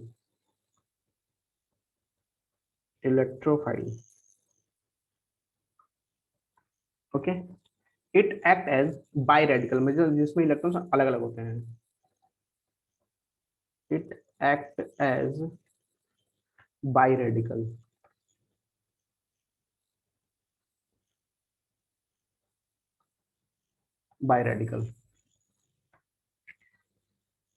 next is what? They are diamagnetic in nature।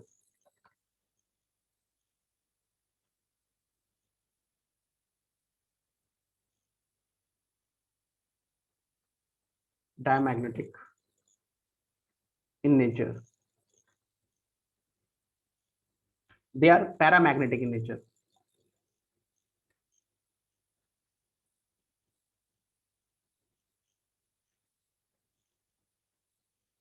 paramagnetic nature। next,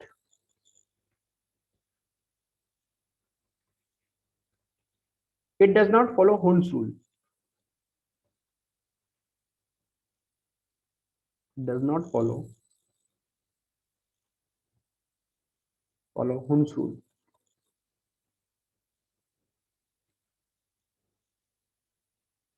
Hund's rule, it follow Hund's rule।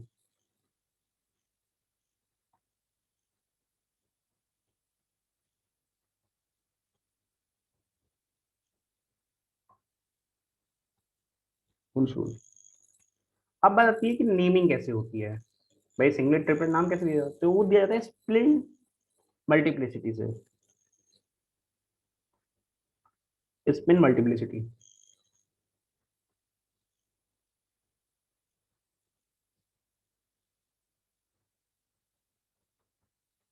तो spin multiplicity का मतलब होता है 2s+1। अब 2s+1 का फॉर्मूला लगाओगे तो 2s में कितने इलेक्ट्रॉन थे? Half clockwise and half anti clockwise +1, तो वैल्यू कितनी जाएगी बताओ? 1। इसीलिए इसका नाम क्या रखा गया? सिंगलेट। Singlet. यहां बात करोगे तो 2s+1 अगर यहां लगाओगे तो यहाँ दोनों इलेक्ट्रॉन पेयर थे, तो 2 half plus half +1 equal to 3। So called what? Triplet. Triplet.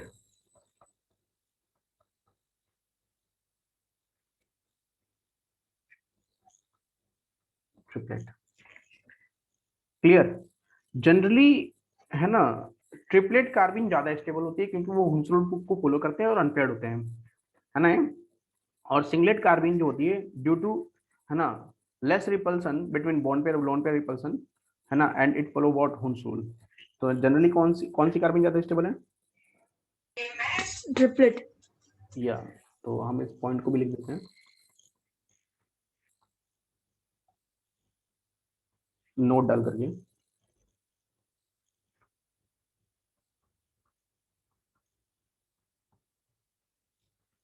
Generally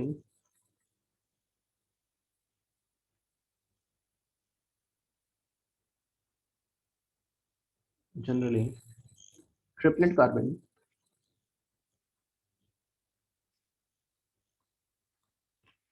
triplet carbon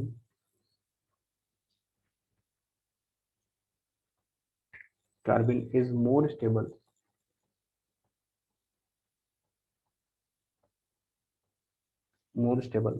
than singlet.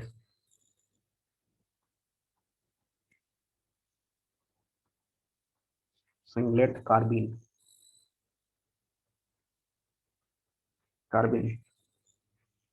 due to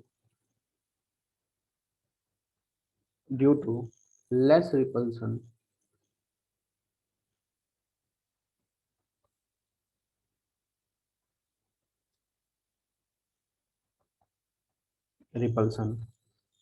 between bond pair bond pair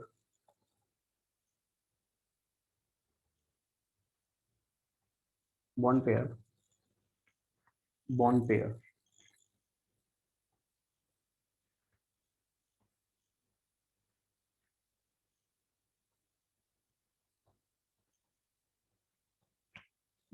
bond pair and it follow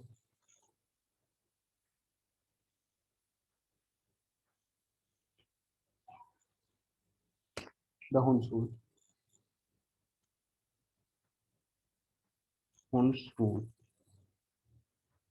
ठीक है भाई। तो ये कहानी मैंने खत्म कर दी है सिंगलेट कार्बन की। वैसे तो आगे और भी डिस्कस कर सकता था मैं इसको, लेकिन जनरली क्या होते हैं सिंगलेट कार्बन, है ना। तो ये मैंने पूरा कवर कर लिया। अब इसके अलावा जैसे सिंगलेट होते हैं सेम वैसे ही, है ना, मतलब जो आपके कार्बिन होती हैं वैसे ही सेम, है ना, नाइट्रीन्स होती हैं। ठीक है, तो ये भी इलेक्ट्रॉन डेफिशिएंट है, सेम sp2 हाइब्रिड होता है। तो वही कहानी है। अब बात कर लेते हैं बेंजाइन के साथ क्या होता है। तो देखो बेंजाइन क्यों अनस्टेबल है भाई, बेंजाइन क्यों अनस्टेबल है, उसका हाइब्रिडेशन के साथ गेम क्या हो रहा है। तो अब बेंजाइन की कहानी समझ लीजिए फटाफट। Next benzene.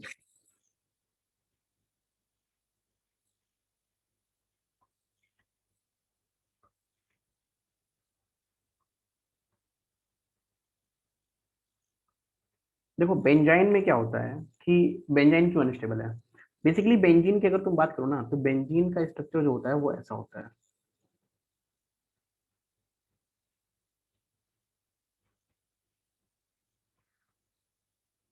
ये परपेंडिकुलर होते हैं पाई बॉन्ड इसके अंदर। एक ये है,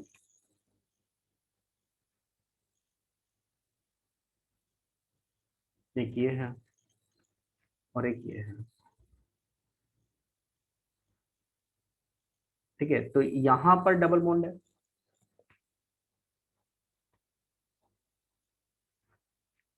ठीक है, ये यहाँ पर डबल बॉन्ड है। बेंजीन के डायग्राम तो मैंने आपको कई बार दिखाए भी हैं। और यहाँ डबल बॉन्ड है। क्लियर। अब ये क्या है कि, है ना, यस प्लेनर है मॉलिक्यूल्स आराम से, तो डबल बॉन्ड आसानी से मूव कर रहा है, कोई दिक्कत वाली बात नहीं है। अब जब ये पाई बॉन्ड बन गया, कोई दिक्कत नहीं, पाई बॉन्ड बन गया।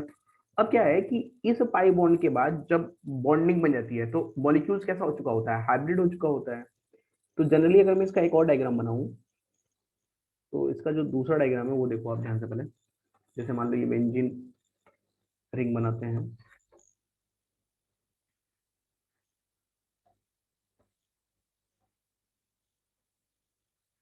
ये लीजिए। ठीक है, अब ये हाइब्रिड हुआ, मान लो ये हाइब्रिड हुआ। ठीक है, हाइपोथेटिकल डायग्राम में ध्यान रखिएगा इस बात का, मतलब आपको समझाने के लिए बना रहा हूँ मैं केवल। और उसके बाद ब्लू वाला, ये हाइब्रिड हुआ, ठीक है। ऐसे ही इसके बाद ये वाला भी हाइब्रिड हुआ। ये आपके पास बॉन्ड था, इसी पाई बॉन्ड ये बन चुका था, यही बन चुका है, और ये बॉन्ड भी बन चुका था आपका। अब क्या हुआ कि जो बेंजाइन है ना, ये जो हाइब्रिड ऑर्बिटल्स है, ये हाइब्रिड ऑर्बिटल जनरली जो पाई बॉन्ड्स होते हैं वो प्योर ऑर्बिटल के इंटरमिक्सिंग से बनते हैं। लेकिन इसने क्या करा कि ये जो हाइब्रिड हुआ था ना, इसने बॉन्ड फॉर्म कर लिया, इसने इसने तो ये जो बॉन्ड बनता है ना, ये बहुत ज्यादा क्या हो जाता है, अनस्टेबल। और इस वजह से इस बॉन्ड को हम लोग काउंट ही नहीं कर पाते हैं। इसीलिए जब इस बॉन्ड को हम काउंट ही नहीं करते हैं तो कितने पाई इलेक्ट्रॉन्स हैं, 6 पाई इलेक्ट्रॉन्स हैं। तो 6 पाई इलेक्ट्रॉन्स, तो 6 पाई इलेक्ट्रॉन्स बोला तो क्या बोला हमने, इसको एरोमेटिक बोल देते हैं इसको हम लोग, क्योंकि दूसरा वाला इलेक्ट्रॉन हम कंसीडर ही नहीं कर रहे भाई, इस वाले को तो हम कंसीडर ही नहीं कर रहे, ठीक है ना, इसको हम कंसीडर ही नहीं करते हैं, तो इसको क्या बोल देते हैं, एरोमेटिक। अब जब इसका पास एरोमेटिक कैरेक्टर आ रहा है, तो फिर हमने इस पाई बॉन्ड को क्या बोल दिया, काउंट ही नहीं किया, तो इसका हाइब्रिडेशन क्या रखा, sp2 रखते हैं, इसे कंसीडर ही नहीं करते हैं। लेकिन ये बनता है और बंद करके वापस से ब्रेक हो जाता है, तो इसीलिए क्या क्या बोल दिया इसे कि it is also what, intermediate. क्या बोला इसको हमने, एक इंटरमीडिएट बोल दिया। इंटरमीडिएट। क्या मेरी बात आपको समझ में आ गई? हाँ सर। ठीक है, तो बेसिकली हमने आपको इंटरमीडिएट से रिलेटेड, मतलब जितने भी टाइप के इंटरमीडिएट्स हैं उनके बारे में आपको बता दिया है ना। बाकी स्टार्टिंग के 3 तो अपन जानते ही थे पहले से, कार्बन, कार्बन और फ्री रेडिकल्स, ठीक है ना, तो इनको तो हम लोग जानते ही थे, ठीक है। तो फर्स्ट 3 जानते थे नेक्स्ट और लास्ट 3 हमें पता लग गया। अब हम बात करेंगे कि यार जो आपने इंटरमीडिएट्स बनाए हैं, अब ये प्रोडक्ट में अपने आप को कन्वर्ट करना चाहते हैं, किसी रिएक्टेंट से आपने तोड़ा था इनको, इंटरमीडिएट बने। अब इंटरमीडिएट वापस से क्या बनाना चाहते हैं अपने आप को, प्रोडक्ट। तो इस इंटरमीडिएट पे हमें किसी अटैकिंग रिएजेंट का अटैक कराना पड़ेगा, तो किसी अटैकिंग रिएजेंट का अटैक कराना है। तो next heading, type of reagent. Next क्या है, type of reagent. Next heading, type of reagent.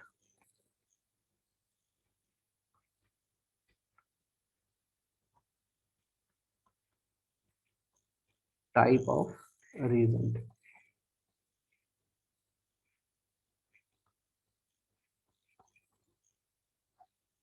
Type of reagent, तो टाइप ऑफ रिएजेंट की बात करें तो हमारे पास 2 तरीके के रिएजेंट होते हैं, एक होते हैं इलेक्ट्रोफाइल्स और एक होते हैं न्यूक्लियोफाइल्स। 2 तरीके के रिएजेंट बहुत कॉमन होते हैं। तो सबसे पहले हम बात करते हैं, ठीक है, इलेक्ट्रोफाइल्स की। A category, electrophiles. Electrophiles,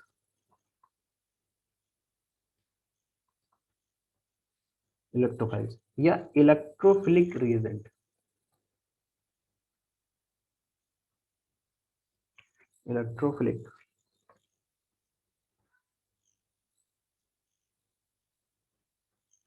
reagent.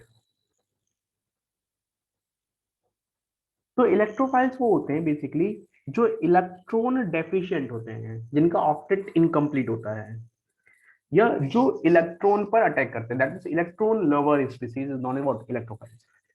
तो हम लिख सकते हैं पहला point, electron loving species, electron loving species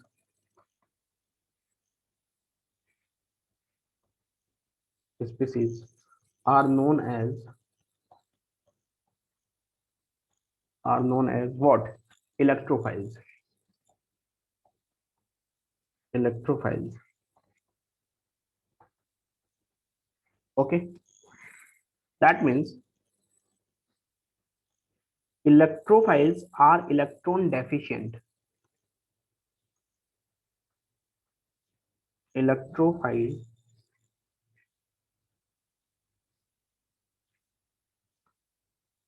electrophiles are electron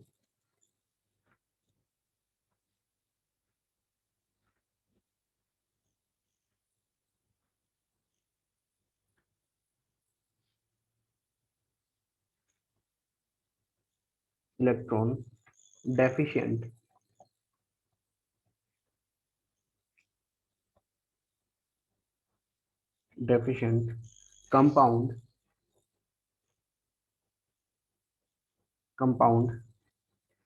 and they attack on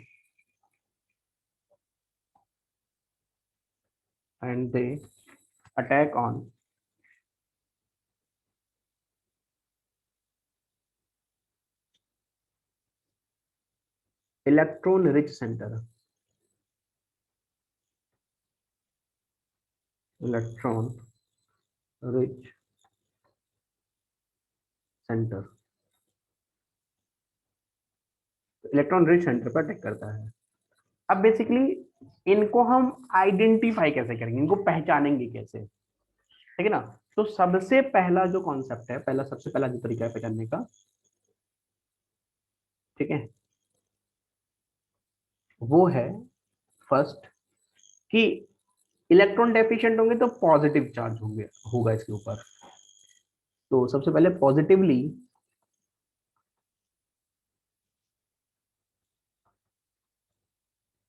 positively charged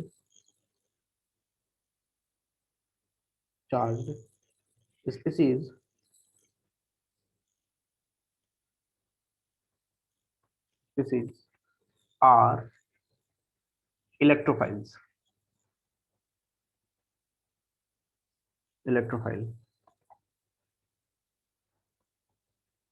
तो पॉजिटिवली चार्ज है ना, जो स्पीसीज होंगे उन्हें क्या बोलोगे आप, electrophiles. For example H positive ion, Cl positive ion, NO2 positive ion, CH3 positive ion, etcetera. ठीक है, बस ध्यान रखिएगा, सोडियम हो गया, सोडियम आयन, मैग्नीशियम आयन, ये इलेक्ट्रोफाइल्स नहीं होते। मतलब ध्यान रखिएगा इसको, मतलब गलती ये मत कर दीजिएगा कि Na+ हो गया या Mg+ हो गया, ये इलेक्ट्रोफाइल्स नहीं होते, दे आर नॉट इलेक्ट्रोफाइल्स, है ना, क्योंकि ऑक्टेट इनके कंप्लीट होते हैं, ठीक है ना। तो these are not electrophiles, these are not electrophiles, ठीक है ना, ये इलेक्ट्रोफाइल्स नहीं होते हैं। तो पहला ही हो गया कि positively charge, that means electron deficient होना चाहिए।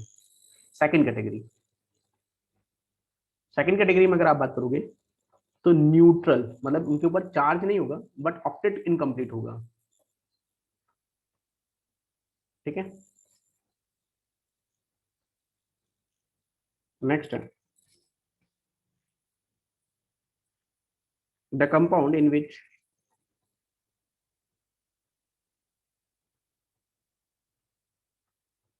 the compound in which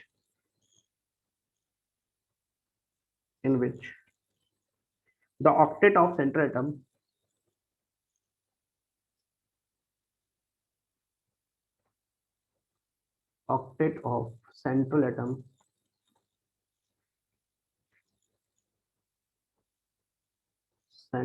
atom is not complete।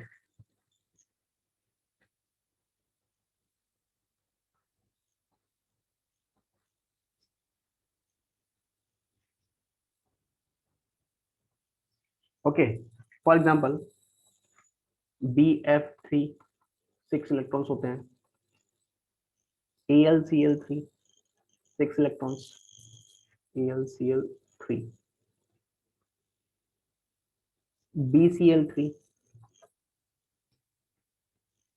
Okay, Bi3, etcetera.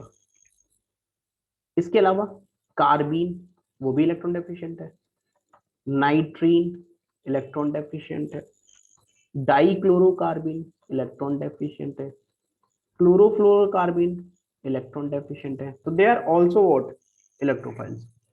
तो इनको अलग से ध्यान रखना, it is also an electrophiles.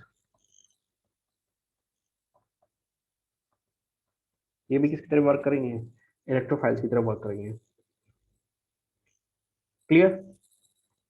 अच्छा, केस नंबर थर्ड, जो अपने ऑक्टेट को एक्सपैंड कर सकते हैं, they are also what, electrophiles. जो अपने ऑक्टेट को क्या कर सकते हैं, एक्सपैंड कर सकते हैं।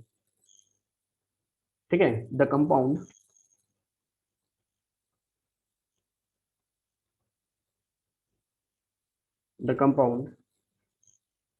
in which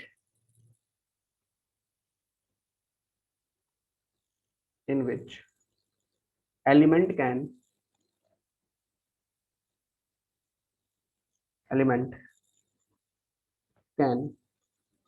expand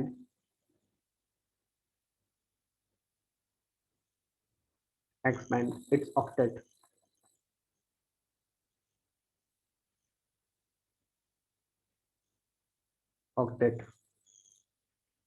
are electrophiles। Octet कौन एक्सपेंड कर सकता है, जैसे सिंपल सा एग्जांपल बताता हूँ आपको। जैसे आपने पढ़ा होगा PCl5, तो PCl5 ऑलरेडी एक्सपेंडेड फॉर्म में रखा है, 10 इलेक्ट्रॉन्स हैं। क्योंकि उसके पास फॉस्फोरस में वैकेंट डी ऑर्बिटल्स है, इसलिए वो अभी भी एक Cl को और एक्सेप्ट कर सकता है। ठीक है, तो Cl नेगेटिव है और ये इसको एक्सेप्ट करके क्या बना लेगा, PCl6 नेगेटिव। तो इसने अपने ऑक्टेट को कर लिया और एक्सपेंड कर लिया। तो ये किसकी तरह बिहेव कर रहा है, इलेक्ट्रोफाइल्स की तरह, क्योंकि इसके ऊपर क्या है, ये इलेक्ट्रॉन लविंग स्पीसीज है। इसके अलावा देखो SF4 दो F नेगेटिव आयन एक्सेप्ट कर सकता है, और क्या बन सकता है, SF6-2। और देखिए एग्जांपल, ZnCl2 दो क्लोरीन एक्सेप्ट कर सकता है और कन्वर्ट इन ZnCl4-2। तो ये सब क्या है, इलेक्ट्रोफाइल्स। क्लियर। हाँ सर। एक सेकंड से कॉपी करना। सर आप थोड़ा स्क्रॉल कर सकते हैं एक बार, यस बेटा। थोड़ा। हाँ सर, बस उतना।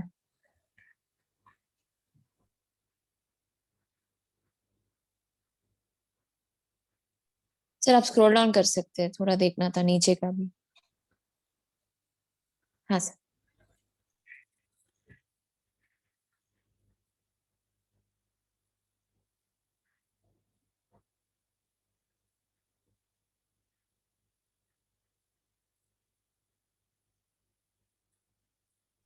Done sir. Next, case number 4 case है। एक सेकंड, मेरा नहीं हुआ। या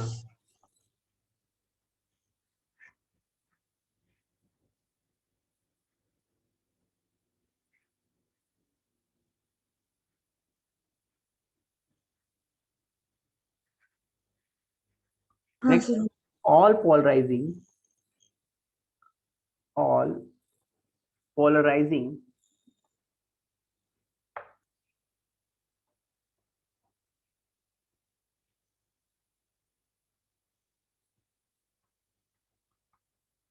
all polarizing functional groups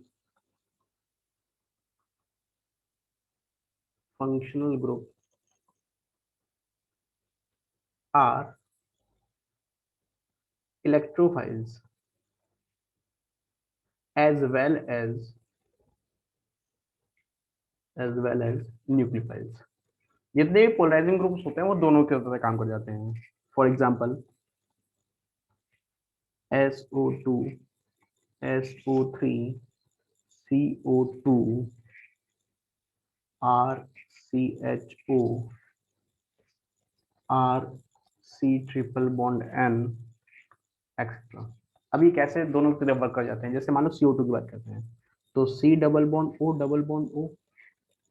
तो यहाँ पर अगर तुमने इस बॉन्ड को ब्रेक किया, तो बॉन्ड ब्रेक करने पर हमें क्या मिलेगा, O डबल बॉन्ड C, यहाँ मिलेगा पॉजिटिव और यहाँ मिलेगा नेगेटिव। तो ये पॉजिटिव है, ये किसकी तरह वर्क करेगा, न्यूक्लियोफाइल, इलेक्ट्रोफाइल्स की तरह। किसकी तरह वर्क करेगा, ये इलेक्ट्रोफाइल, इलेक्ट्रॉन डेफिशिएंट है। ठीक है, और इलेक्ट्रॉन डेफिशिएंट है, और ये इलेक्ट्रॉन रिच हो गया तो ये किसकी तरह वर्क करेगा, न्यूक्लियोफाइल की तरह। ठीक है, तो जितने भी पोलराइजिंग मॉलिक्यूल्स होते हैं वो दोनों फैक्टर्स डेवलप करते हैं, इलेक्ट्रोफाइल्स भी रखते हैं अपने पास में और न्यूक्लियोफाइल्स भी रखते हैं। It is clear? Yes sir. Yes sir. Okay, अब बात करते हैं नेक्स्ट कंडीशन की। तो देखो, इलेक्ट्रोफाइल्स के बाद नेक्स्ट केस बनता है न्यूक्लियोफाइल्स का। न्यूक्लियोफाइल्स क्या होते हैं, न्यूक्लियोफिलिक अटैकिंग एजेंट जो इलेक्ट्रॉन रिच होते हैं। तो ये इलेक्ट्रॉन रिच हैं तो अटैक कहाँ करेंगे, जो इलेक्ट्रॉन डेफिशिएंट होंगे, और जो इलेक्ट्रॉन डेफिशिएंट होते हैं मतलब जो पॉजिटिवली चार्ज होते हैं उसके ऊपर अटैक करते हैं। तो पॉजिटिव का मतलब होता है न्यूक्लियस, इसीलिए इनका नाम क्या रखा गया, nucleophilic attacking agent, nucleus lover species. तो next heading B category.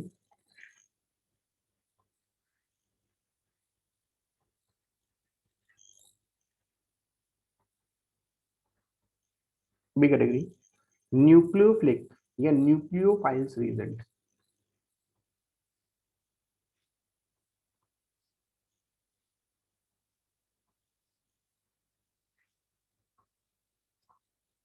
Nucleophile या न्यूक्लियोफिलिक रीजेंट।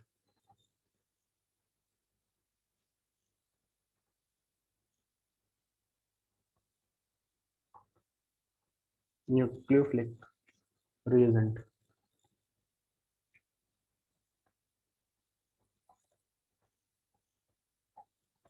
Nucleophilic reagent. तो न्यूक्लियस लविंग स्पीसीज बेसिकली क्या है ये, न्यूक्लियस लविंग स्पीसीज।